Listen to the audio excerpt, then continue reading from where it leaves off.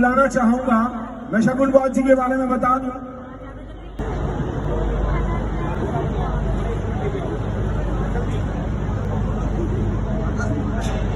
इसी कड़ी में शकुन बॉस जी हैं, रिचपाल सिंह जी हैं। मैं आपको बता दूं कि प्रबुद्ध सेवा संघ में आप दोनों काम करते हैं और मैं आपको बता दूं कि आप जो है वो शकुन बॉस जी काम करती हैं और उनका जो जीवन साथी है वो इनको पूरी सपोर्ट करते हैं। इनको बहुत बहुत साधुवाद।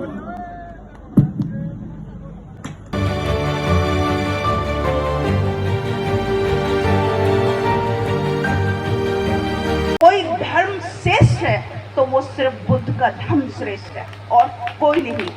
तो ऐसे ही नहीं बाबा साहेब ने हमको बुद्ध का धर्म दिया, क्योंकि बाबा साहेब ने लगभग 21 साल तक सारे धर्मों की स्टडी की, सारे धर्मों को डीपली पढ़ा और तब उन्होंने देखा कि अगर हमको सम्मान से जीना है, अगर हम चाहते हैं कि हमारा भी इस देश में सम्मान हो, तो हमको अपने बुद्ध के धर्म में वापसी करनी होगी, हमको अपने बुद्ध के धर्म को मानना होगा।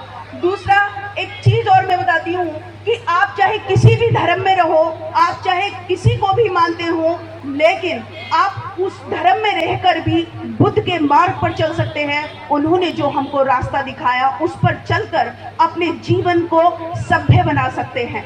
तो हमको तथागत बुद्ध के बताए मार्ग पर चलना है और तथागत बुद्ध ने जो कर्म का सिद्धांत दिया, उन्होंने यही कहा कि आप जैसा कर्म करोगे आपको फल ठीक वैसा ही मिलेगा। दुनिया की कोई ताकत आपको बुरे कर्मों का फल के पनिशमेंट से मतलब बचा नहीं सकती। इसलिए आपको अच्छे कर्म करने हैं। अगर हम अच्छे कर्म करेंगे तो हमको अच्छा फल मिलेगा, और अगर हम बुरे कर्म करते हैं तो हमको बुरा फल मिलेगा, क्योंकि हमारे कर्म ही हमारे पास लौट कर आते हैं। तो हमको ये अंधविश्वास, ये पाखंड हमको छोड़कर अपने बच्चों की एजुकेशन पे ध्यान देना है, क्योंकि अगर एजुकेशन होगी तो ही हम तरक्की कर पाएंगे, तो ही हम आगे बढ़ पाएंगे, नहीं तो कोई दूसरा विकल्प नहीं जो कि हम आगे बढ़ जाएं। क्योंकि हमें बहुत सालों तक इस शिक्षा से दूर रखा ताकि हम इतिहास को ना जान सके, लेकिन आज जैसे जैसे हम लोग इतिहास को पढ़ रहे हैं, इतिहास को जान रहे हैं, अपने महापुरुषों को जान रहे हैं, तो इन लोगों के पेट में दर्द हो रहा है और वो शिक्षा को ही खत्म करने की कोशिश कर रहे हैं। उन्होंने बहुत सारी यूनिवर्सिटी में बहुत सारे लोगों का स्कॉलरशिप नहीं दिया ताकि लोग पढ़ ना पाएं, ताकि स्टूडेंट पढ़ ना पाएं, क्योंकि अगर पढ़ेंगे तो सवाल करेंगे। कहते हैं ना कि शिक्षा सवालों को जन्म देती है, और बाबा साहेब ने कहा कि शिक्षा वो शेरनी का दूध है जो पिएगा वही दहाड़ेगा। इसलिए हमको शिक्षा से पीछे किया जा रहा है।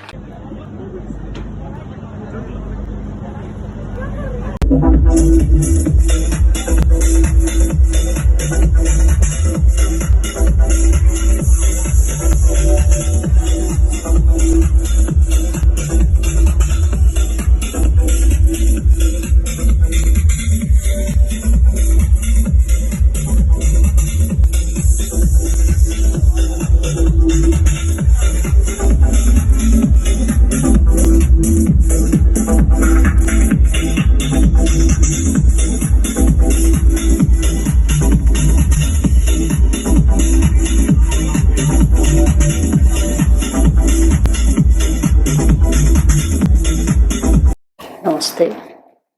मध्य प्रदेश के सागर जिले की घटना है। अभी हाल ही की घटना है। एक 15 वर्षीय युवती के साथ छेड़खानी हो जाती है और विरोध करने पर युवती के भाई की पीट कर हत्या कर दी जाती है, चाचा की हत्या कर दी जाती है और मां को निर्वस्त्र कर सरेआम घुमाया जाता है। आजादी के इतने सालों बाद यह हालात हैं, तो सैकड़ों साल पहले कितना दंश लोगों ने झेला होगा। और मैं सैल्यूट करना चाहती हूँ अदम गोंडवी जी को, जिन्होंने वर्तमान हालात को अपने शब्दों में पिरोया है। मैं चमारों की गली तक ले चलूंगा आपको, मैं चमारों की गली तक ले चलूंगा आपको, आइए महसूस करिए जिंदगी के ताप को। मैं चमारों की गली तक ले चलूंगा आपको, जिस गली में भूखमरी की यातना से उबकर मर गई फुलिया बिचारी की कुएं में डूबकर।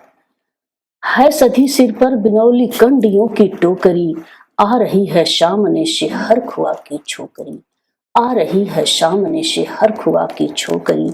चल रही है छंद के आयाम को देती दिशा, मैं इसे कहता हूँ सरजू पार की मोनालिसा। कैसी यह भयभीत है हिरनी सी घबराई हुई, कल को यह विचाल थी पर आज कैसी मौन है, जानते हो इस खामोशी का कारण कौन है। थे यही सावन के दिन हरखू गया था हाट को, सो रही थी बूढ़ी वो सारे में बिछाए खाट को। डूबती सूरज की किरणें खेलती थी रेत से, घास का गट्ठर लिए वह आ रही थी खेत से, घास का गट्ठर लिए वह आ रही थी खेत से। आ रही थी वह चली खोई हुई जज्बात में, क्या पता था उसको कि कोई भेड़िया है हाथ में। होनी से बेखबर कृष्णा बेखबर राहों में थी, मोड़ पर घूमी तो देखा अजनबी बाहों में थी, मोड़ पर घूमी तो देखा अजनबी बाहों में थी। चीख निकली भी तो होठों में ही घुट कर रह गई, छटपटाई पहले फिर ढीली पड़ी फिर ढह गई। दिन तो सरजू के गछारों में था कब का ढल गया, वासना की आग में कौमार्य उसका ढल गया, वासना की आग में कौमार्य उसका ढल गया। और उस दिन ये हवेली हंस रही थी मौज में, और उस दिन वह हवेली हंस रही थी मौज में। होश में आई तो कृष्णा थी पिता की गोद में, होश में आई तो कृष्णा थी पिता की गोद में। कैसे हो सकता है होनी कह के हम यह टाल दें, कैसे हो सकता है होनी कह के हम यह टाल दें, और यह दुश्मन बहू बेटी से मुंह काला करे, और यह दुश्मन बहू बेटी से मुंह काला करे। बोला कृष्णा से बहन सो जा मेरे अनुरोध से, बच नहीं सकता है वो पापी मेरे प्रतिरोध से। पड़ गई इसकी भनक थी ठाकुरों के कान में, वो इकट्ठा हो गए थे सरपंच के दालान में, वो इकट्ठा हो गए थे सरपंच के दालान में। दृष्टि जिसकी है जमी भाले की लंबी नोक पर, देखिए सुखराज सिंह बोले हैं घने ठोक कर।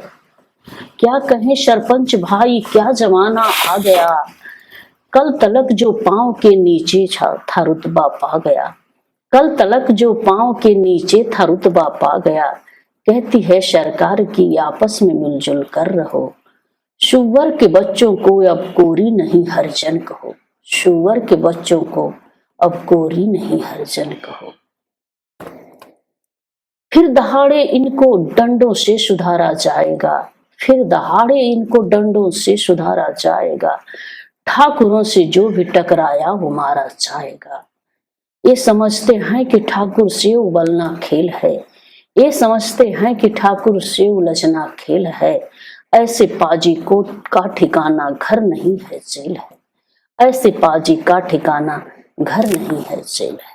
हमारे चैनल लाइक शेयर सब्सक्राइब देखना मत भूलिएगा। जय भीम, जय भारत, जय संविधान, नमो बुद्धाय। धन्यवाद। चैनल आर्थिक समस्या से गुजर रहा है। अगर आप बहुजन समाज में बाबा साहेब आम्बेडकर और तथागत बुद्ध की विचारधारा को अधिक से अधिक लोगों तक पहुंचाना चाहते हैं तो हमें आर्थिक सहयोग प्रदान करें, ताकि हम अपने चैनल के माध्यम से देश विदेश में समता, बंधुता, एकता और संवैधानिक अधिकारों को ज्यादा से ज्यादा लोगों तक पहुंचा सकें। आप अपनी सहायता राशि नीचे लिखे खाते में जमा करा सकते हैं। खाता धारक गौतम रत्ना, खाता संख्या 316957686551, IFSC कोड SBIN 0060336, बैंक भारतीय स्टेट बैंक। आप हमारे बैंक खाते का विवरण स्क्रीन पर भी देख सकते हैं। जय भीम, जय भीम। मैं गौतम रत्ना आपका बहुजन फिल्म प्रोडक्शन में स्वागत करता हूं और आप हमारे प्रोडक्शन हाउस के अंदर अपना कैरियर बना सकते हैं as a film director, as a producer and actor and actress and editor and cinematographer also.